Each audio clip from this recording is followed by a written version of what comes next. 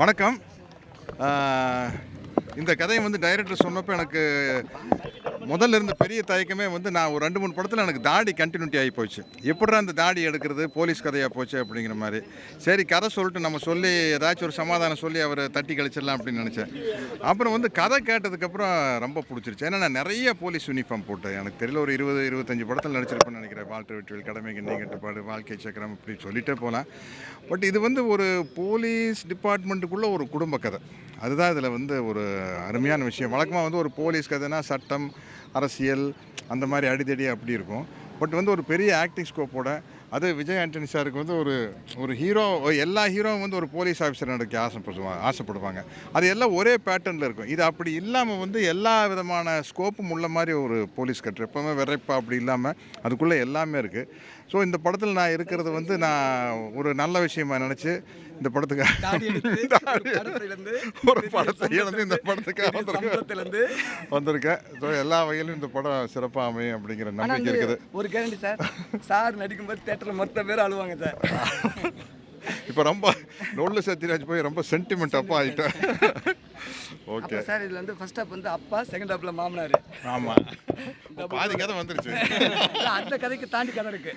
அப்புறம் மனோஜ் சார் ஃபோட்டோகிராஃபியில் நண்பனுக்கு அப்புறம் இந்த படத்தில் தான் பண்ணுறேன். ரெண்டு பயங்கர டிஃப்ரென்ஸ் இல்லை. அந்த வைரஸுக்கு இதுக்கு எக்கச்சக்கமான டிஃப்ரென்ஸ். உங்கள் எல்லாருக்கும் என்னோடய வணக்கம். நான் ரொம்ப சந்தோஷமாக இருக்குது இந்த காக்கி படத்தில் ஒர்க் பண்ணுறது.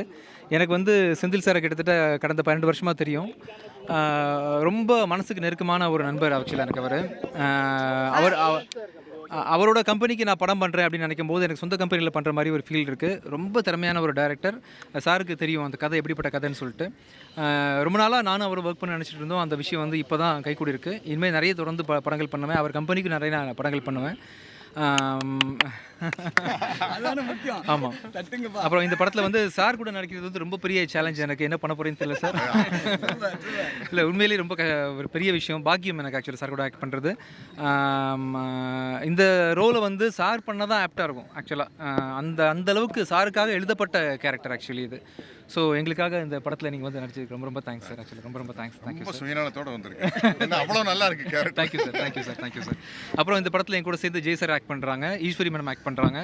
அப்புறம் உங்கள் எல்லாருக்கும் தெரியும் மனோஜ் சார் எவ்வளோ பெரிய கேமராமேன், எவ்வளோ குவாலிட்டியான கேமராமேன் தெரியும். அவரோட கேமரா ஹேண்ட்லிங்கில் நடக்குது இந்த ப்ராஜெக்ட். ப்ளஸ் அவுகத்துன்னு சொல்லிட்டு அவுகத்துக்கு இருக்கப்பல வாய்மை படத்தோட மியூசிக் டைரக்டர். இந்த படத்துக்கு நான் மியூசிக் இல்லை, இவர் தான் மியூசிக் பண்ணுறாரு. ரொம்ப அருமையாக ஸ்கோரிங் பண்ணுறாரு. ஆக்சுவலாக நான் சாங்ஸ் எல்லாம் கேட்டு ரொம்ப பிரமாதமாக இருக்குது. ஃபியூச்சரில் கண்டிப்பாக பெரிய மியூசிக் டைரக்டர் அவர் வருவார். இப்போவே வருவார். காக்கி முடிஞ்சவொடனே வந்துடுவார் அவர். அபு சார் இந்த ப்ராஜெக்ட் இன்வால்வ் ஆகிருக்கிறாங்க.